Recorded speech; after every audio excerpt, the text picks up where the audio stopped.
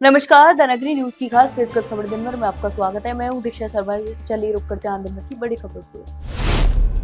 राजस्थान की राजनीति में एक नया उबाल तब आया जब बांसवाड़ा डूंगरपुर से नव निर्वाचित सांसद और भील आदिवासी समाज के प्रतिनिधि राजकुमार रौत ने 15 जुलाई 2025 को भील प्रदेश का नक्शा जारी कर दिया।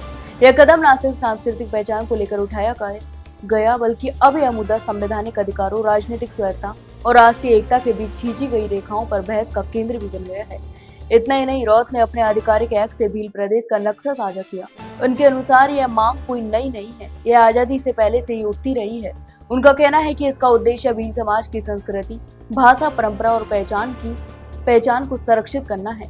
इस पोस्ट ने जहां आदिवासी क्षेत्रों में समर्थन और उम्मीदें जगाई, तो वहीं राजनीतिक विरोध की लहर भी तेज हो गई है। इसके अलावा राजस्थान बीजेपी के वरिष्ठ नेता राजेंद्र सिंह राठौड़ ने इसे प्रदेश द्रोह करार दिया।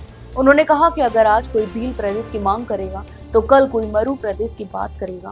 क्या हम अपने गौरव को टुकड़ों में बांट देंगे? उन्होंने इसे न केवल असंवैधानिक बताया बल्कि सामाजिक सौहार्द के लिए भी खतरा करार दिया। इसके जवाब में रौत ने तीखे लेकिन संयमित शब्दों में पलटवार किया। राजस्थान की राजनीति एक बार फिर उस समय गर्मा गई जब भाजपा के प्रदेश प्रभारी राधा मोहन दास अग्रवाल ने भारत के पूर्व प्रधानमंत्री और प्रसिद्ध अर्थशास्त्री स्वर्गीय डॉक्टर मनमोहन सिंह पर आपत्तिजनक और अमर्यादित टिप्पणी कर दी।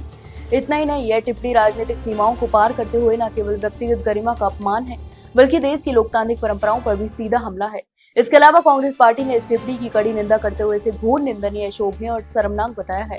तो वहीं पार्टी प्रवक्ताओं और नेताओं ने राधा मोहन दास को भाजपा की मानसिक दिवालियापन, वैचारिक दरिद्रता और विदेश पूर्ण राजनीति का प्रतीक करार देते हुए कहा कि इस बयान ने भाजपा की घटिया राजनीति और असहिष्णु मानसिकता को उजागर कर दिया है।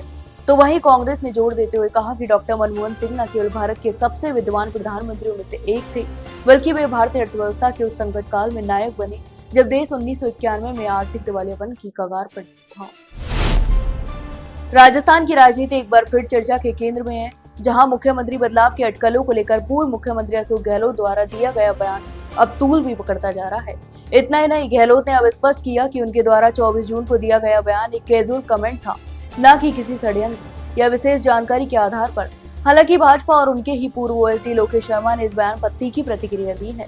तो वहीं गहलोत ने कहा कि मैंने भी सुना था कि 2-4 राज्यों में भाजपा मुख्यमंत्री बदल सकती है और उसी के आधार पर मैंने कैजुअल कमेंट भी कर दिया था, लेकिन मैंने ऐसा कोई षड्यंत्र होते नहीं देखा।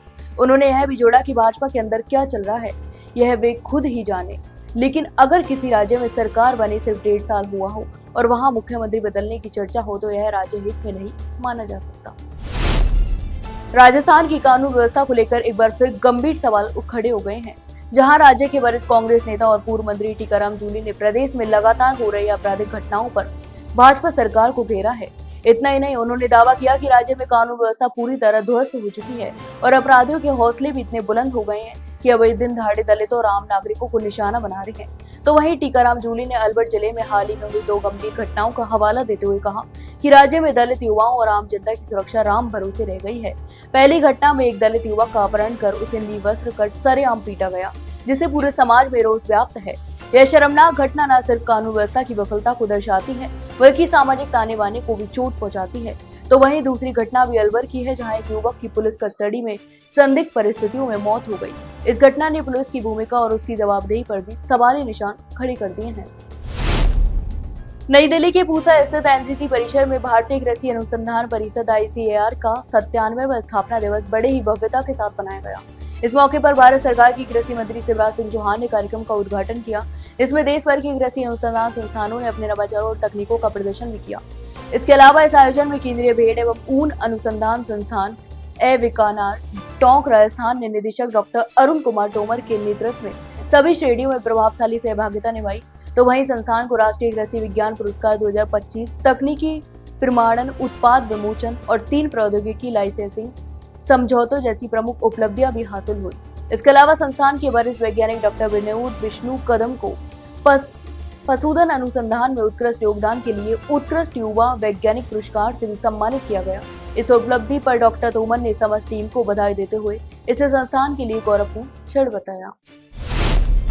पाली जिले के रोहट क्षेत्र में पिछले 24 घंटों से बारिश का सिलसिला थमने का नाम नहीं ले रहा है। तो वहीं सुबह से लेकर देर शाम तक कभी तेज तो कभी रिमझिम फुहारों के साथ बारिश का दौर भी जारी है, जिससे पूरे क्षेत्र का जनजीवन भी प्रभावित हो रहा है। इसके अलावा लगातार हो रही बारिश से जहां आमजन को गर्मी से राहत मिली, तो वहीं किसानों के चेहरों पर भी चिंता की लकीरें साफ देखी जा सकती हैं। इसके अलावा खेतों में खड़ी खरीफ की फसलें, विशेषकर मूंग, उड़द, सोयाबीन व बाजरा जैसी फसलें अत्यधिक पानी की वजह से खराब होने लगी हैं। तो वहीं कई जगहों पर जलभराव की स्थिति भी बन गई है, जिससे खेतों में फसलें डूबने की कगार पर हैं। तो वहीं रोहर क्षेत्र की नदियां और नाले उफान पर हैं और पूरे वेग से बह रहे हैं, जिससे ग्रामीण इलाकों का संपर्क कई स्थानों पर बाधित हो गया है। तो वहीं क्षेत्रों की बांधों और तालाबों में पानी की आवक लगातार बनी हुई है, जिससे जल स्तर में बढ़ोतरी देखी जा रही है। हालांकि यह स्थिति आगामी दिनों में जल संकट से राहत देने वाली हो सकती है, लेकिन फिलहाल इससे खेती पर प्रतिकूल असर पड़ा है।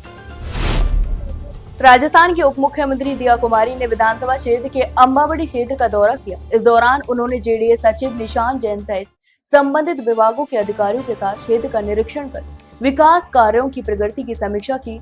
इसके अलावा निरीक्षण के दौरान उप मुख्यमंत्री ने अंबावड़ी नाले से सटे इलाकों का मुआयना किया और कचरा निस्तारण व सफाई व्यवस्था को लेकर गहरी नाराजगी भी जताई। उन्होंने अधिकारियों को निर्देश दिए कि नाले में जमा जल कुंभी व गंदगी को तुरंत हटाया जाए और साफ सफाई की नियमित व्यवस्था भी सुनिश्चित की जाए।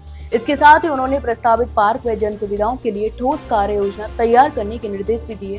तो वहीं दिया कुमारी ने स्थानीय नागरिकों से संवाद कर उनकी समस्याएं और सुझाव सुने। उन्होंने कहा कि सरकार की प्राथमिकता हर नागरिक तक मूलभूत सुविधाएं पहुंचाना और समग्र विकास सुनिश्चित करना है।